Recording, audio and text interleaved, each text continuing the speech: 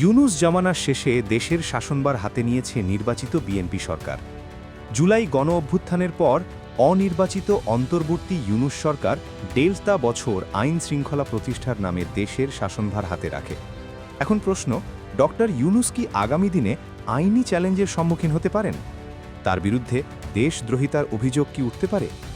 আইনি চ্যালেঞ্জের সম্ভাবনা কতটুকু বুঝতে গেলে আমাদের পিছনে ফিরে তাকাতে হবে।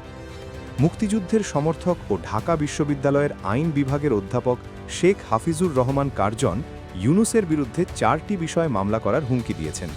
১. সংবিধান লঙ্ঘন। ২. ইউএসের সঙ্গে বাণিজ্যিক গোপন চুক্তি নিয়ে চ্যালেঞ্জ। ৩.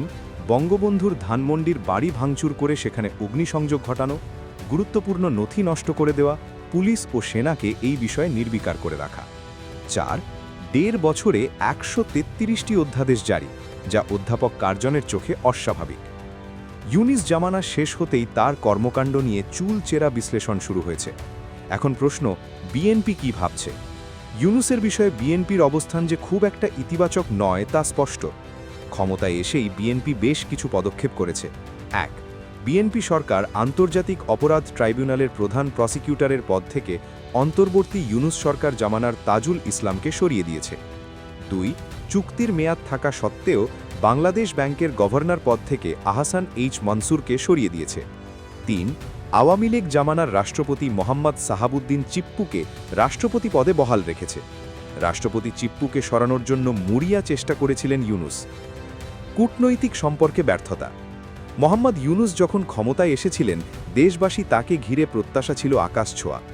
আন্তর্জাতিক স্তরে ইউনূসের যোগাযোগ দেশবাসীর মনে এমন ধারণা তৈরি করেছিল যে কূটনৈতিক স্তরে এবার বাজিমাত করবে বাংলাদেশ, কিন্তু একেবারেই তা হয়নি। উল্টে প্রতিবেশী দেশগুলির সঙ্গে বাংলাদেশের সম্পর্কের সমীকরণ বদলে গিয়েছিল। একদিকে ভারতের সঙ্গে সম্পর্ক অনেক বেশি নেতিবাচক হয়ে উঠেছিল, অন্যদিকে পাকিস্তান ও পাকিস্তানের বন্ধু চীনের সঙ্গে সখ্য বাড়িয়ে গিয়েছেন ইউনূস। প্রয়োজন না থাকা সত্ত্বেও কোটি কোটি টাকা ব্যয় করে পাক ও চীনের যুদ্ধবিমান কেনার উদ্যোগ নিয়েছিল।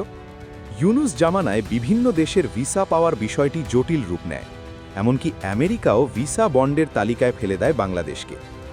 মব ভায়োলেন্সের শান ইউনূসের। বিভিন্ন মানবাধিকার সংগঠনের হিসেব অনুযায়ী গত ১.৫ বছরে বারে বারে মব ভায়োলেন্স ঘটেছে দেশে। সংখ্যালঘু হিন্দুসহ ৩০০ জনের বেশি মানুষের মৃত্যু হয়েছে। বিচ্ছিন্ন ঘটনা বলেই নির্বিকার থেকেছে ইউনূস। ইউনূসের ডেভিল হান্ট অপারেশন। আওয়ামী লীগকে স্বৈরাচারীর তকমা দিয়ে ডেভিল হান্ট অপারেশন চালিয়েছে ইউনূস। শত শত কর্মীদের জেলে ঢুকিয়ে দেওয়া হয়েছে, জামিন পাওয়ার মতো মৌলিক অধিকার থেকে তাদের বঞ্চিত করা হয়েছে। ঋণ ২৪ লাখ কোটি।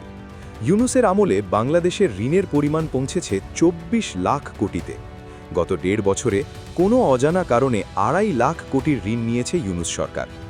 দুর্নীতির অভিযোগ। ইউনূসকে ঘিরে যে মন্ত্রী, উপদেষ্টা, সহকারীরা থাকতেন, তাদের অধিকাংশের বিরুদ্ধে দুর্নীতির অভিযোগ রয়েছে। যেমন মোহাম্মদ ইউনূসের আইসিটি ও টেলিযোগাযোগ বিষয়ক বিশেষ সহকারী ফয়েজ আহমেদ তৈয়ব। তার অধীনে থাকা মন্ত্রণালয়ের বিরুদ্ধে নানা ধরনের দুর্নীতি ও অনিয়মের অভিযোগ উঠেছে। ইউনূস জামানার শেষে রাষ্ট্রপতি সাহাবুদ্দিন এক সাক্ষাৎকারে ইউনূসের বিরুদ্ধে বিস্ফোরক অভিযোগ করেছেন। রাষ্ট্রপতি চিপ্পু দাবি করেছিলেন, নিজস্ব বলয় তৈরি করে নিজের মতো করে দেশ চালিয়ে গিয়েছেন ইউনূস। তার আমলে ছিল না সংবিধানের গুরুত্ব, পুরোটাই তার নিজের মতো, একতরফা, কিংবা বলা যেতে পারে পর্দার আড়াল থেকে যেমন ভাগে তাকে নির্দেশ দেওয়া হয়েছে, বাধ্য ছেলের মতো তেমনটাই করে গিয়েছেন ইউনূস। তাই শাসক হিসেবে তার অধ্যায় বিতর্কের ঊর্ধ্বে নয়। আগামী দিনে ইউনূসের আইনি চ্যালেঞ্জের সম্মুখীন হওয়ার সম্ভাবনা জোরালো ও নিশ্চিত বলা যেতেই পারে।